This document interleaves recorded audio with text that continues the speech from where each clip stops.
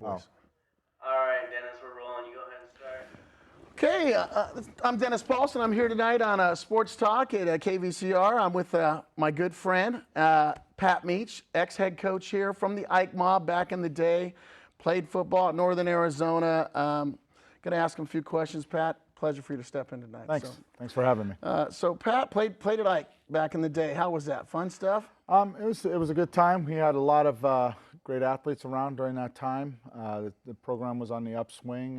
Kind of the pre-Tom Hoke era was right before he got there, and I think we kind of set the foundation for his great years when he came in after that. Good point. Now, what was it like when you were playing against Fontana? Because, you know, back in the day, the CBL was all there is now. Now it's Centennial, you know, Vista Marietta, Norco are the big schools now. But back when we played, it was the CBL, right? Right. The CBL was the best team or the best league that you could find in Southern California at that time, I believe. Fontana was very strong. You know, that's where the championships went through. If you wanted to test where you were at as a team, you knew you had to battle against Fontana. So you get right out of high school. Not many kids get Division I scholarships out of high school. You go to Northern Arizona. Right. End up how many years you start there, play there? I started 3 years. Was on the roster for 5, so I was able to get 3 good years of starting play in the offensive line. And it's ironic you say that about Fontana. Coach Brook was really the head coach at that time at Fontana, was very instrumental in me getting the scholarship at NAU. He kind of sent them our way. So it's kind of been a lot of appreciation sent his way from me for that. That's awesome. And like I said, I actually played against Pat my senior year. He didn't even remember me, God bless him, because I was so small. But when I remember Bruick telling me to swim every down against him because he was so strong and not to go against him, I ended up playing against his brother, playing with his brother here at Valley College back in the day. Me and Tim played 2 years together. But you get a couple pro tryouts, right? Yeah. Right out of college? Yeah, got a chance to be with the Cleveland Browns as a free agent. Spent time with them in camp. Then went back to school after getting released from them. Still continued to work out, finished my degree, and then I tried out with the Patriots and also the Giants, and didn't make it. So then that's when I started teaching and coaching. Well, awesome. So I mean, did you go? Your first job was with Bruick, or was it Pat at A.B. Miller? My first job was actually at Fontana Middle School. That's when I broke into the district and broke into coaching. From there, I hooked up with Coach Brook at Fontana, coached there for a year. Got to know Pat McCarthy really well, and then we left Fontana and started A.B. Miller at that time. Oh, man, that was awesome. And I remember playing against you guys. You had good teams back then, too, as well. Then you go on to, later on, you go on to Wisconsin. Right. Barry Alvarez, grad assistant, right, back in the day. But how awesome was that? That was my favorite team before. Yeah, it was a great experience. Great experience. My connection there was 2 of the coaches that were at Northern Arizona when I played there were the offensive line coach and the offensive coordinator at that time. So they brought me in. I got some great experience coaching in the Big Ten and the national stage. A lot of great coaches there. I learned a lot that have helped me through the day, how to learn the game of football, how to study, how to prepare. Come back to Cali, wife's from Cali as well, Fontana girl back in the day.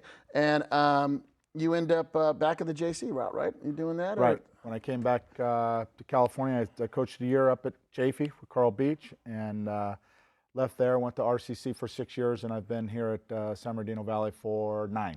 You know what? And Pat actually gave me a job one year, and I appreciate that. You know, his brother and them, I wasn't coaching. He helped me out come here. But what I loved about what you do and when I watch Coach Emerson do is you guys brought it to a more up-tempo, Division I style kind of college. I mean, I watched Valley for 20 years, been a part of it. You know, I love the whole thing. And then when you came in, the pregame, you know, your practice, it's not normal. It's done like an up-tempo. You got them going into stations, different things like that.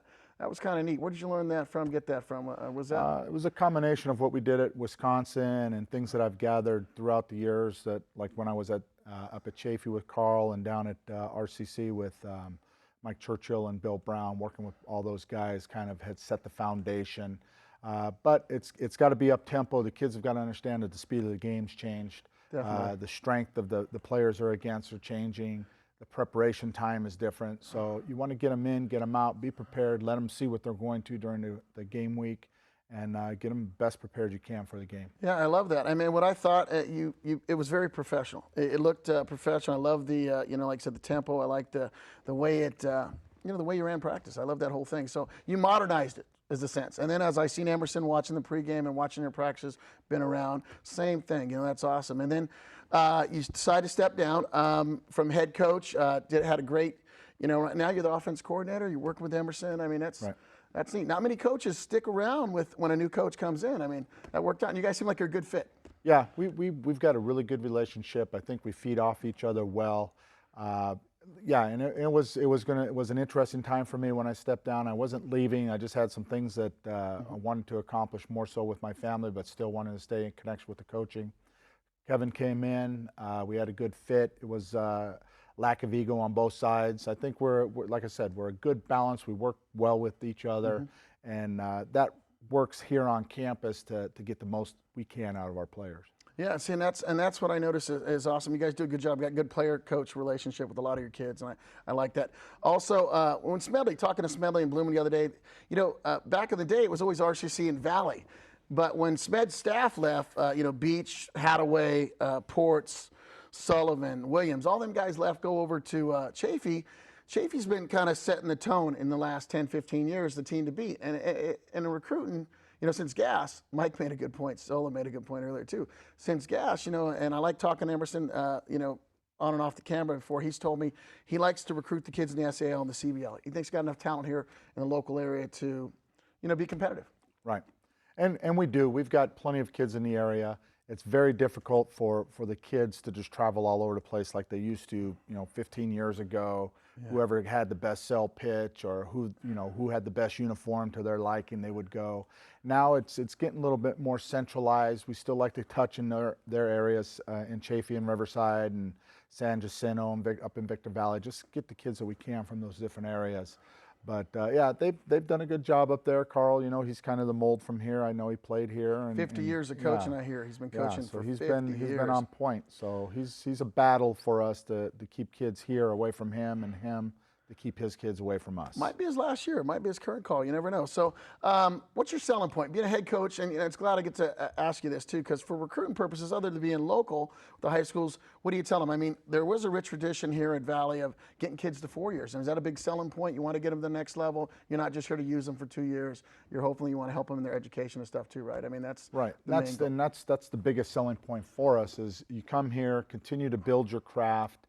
You're going to be a one-side player most of the times now when you're at the 4-year level.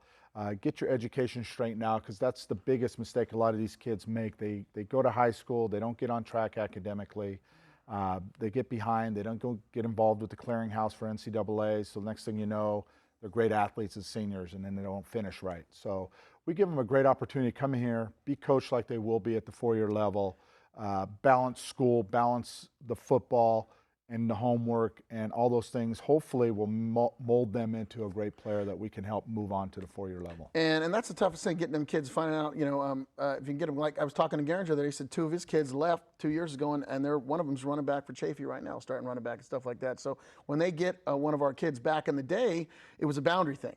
But the loophole was if you moved to San Bernardino, filled out a paper or something like that, and then you say they contacted you first, you were allowed to contact them. Remember that? Right. So. Greatest coaching moment. What do you think? I mean, as being a coach here, being at Valley, and you know what? Blumenthal mentioned something. Dennis, you got 2 minutes. Okay. Blumenthal mentioned to me that I thought was interesting. He thought, as an educator here at Valley, that you guys have a lot of the ex-players that leave here or went to other JCs, that you have a better personal relationship with all the students as everyone else. What do you think, as a faculty, as a staff? I believe that's the hominess, if that's a word, of the campus, that you get to know your instructors, you get to know the kids. Like I said, we're here on campus full time, so we get to see them throughout the day. We help them, prepare for classes, get ready to put their schedule together. We see them in the weight room, we see them in the off-season conditioning.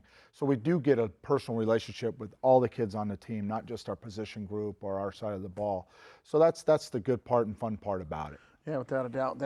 So Pat, before we go here real quick, what's one of your moments you remember here as a coach? I mean, what do you think that you give back, and what do you like that was a big moment for you, here as a coach?